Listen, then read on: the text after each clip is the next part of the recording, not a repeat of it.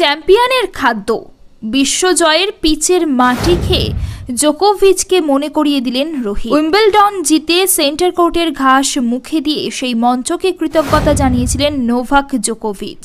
বার্বাডোসের Kensington ওভালে টি-20 বিশ্বকাপ জেতার পরে 22 গজের মাটি মুখে দেন রোহিত শর্মা। কৃতজ্ঞতা জানান সেই 22 গজকে, যা তাকে টি-20 বিশ্বকাপ উপহার দিয়েছে। ম্যাচ জেতার পরে আনন্দাশ্রু ঝরে পড়ে রোহিতের। সাংবাদিক বৈঠকে এসে টি-20 বিশ্বকাপ থেকে অবসর ঘোষণা করেন তিনি। নিজে তো কাঁদলেনই, ভক্তরাও চোখের জল ধরে রাখতে পারলেন না এই সংবাদে। তবে বিশ্বজয়ের পরে হঠাৎ দেশে ফেরা নিয়ে সংশয় দেখা গিয়েছে ভারতীয় দলের। এর কারণ হারিকেন বেরিল। ভয়ঙ্কর এই সামুদ্রিক ঝড়টি 210 কিলোমিটার গতিতে আছড়ে পড়তে পারে বার্বাডোসে, যে কারণে রবিবার সন্ধ্যা থেকে বন্ধ হয়ে যেতে পারে ব্রিজ টাউনের বিমানবন্দর। সংবাদ সংস্থা পিটিআইকে একটি সূত্র জানিয়েছে, চার্টার্ড বিমানে ফিরিয়ে আনা হতে পারে ভারতীয় দলকে। আগে পরিকল্পনা ছিল নিউ ইয়র্ক ও দুবাই হয়ে দেশে ফিরবেন রোহিতরা, কিন্তু এখন সরাসরি তাদের ফিরিয়ে আনা হতে পারে দেশে।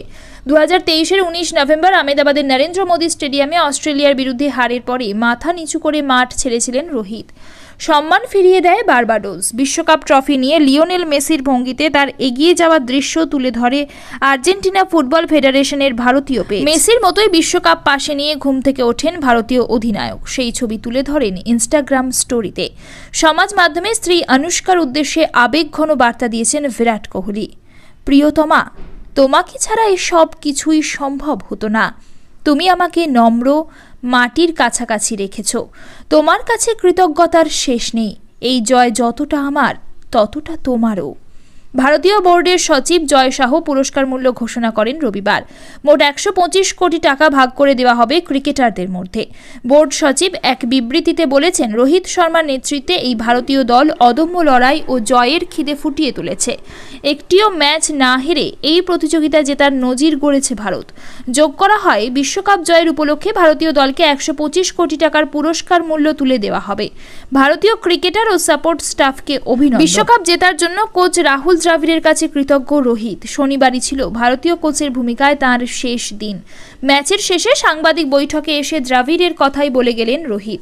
অধিনায়কের কথায়, এই বিশ্বকাপটা আমাদের সবার থেকে বেশি প্রাপ্য ছিল রাহুল ভাইয়ের।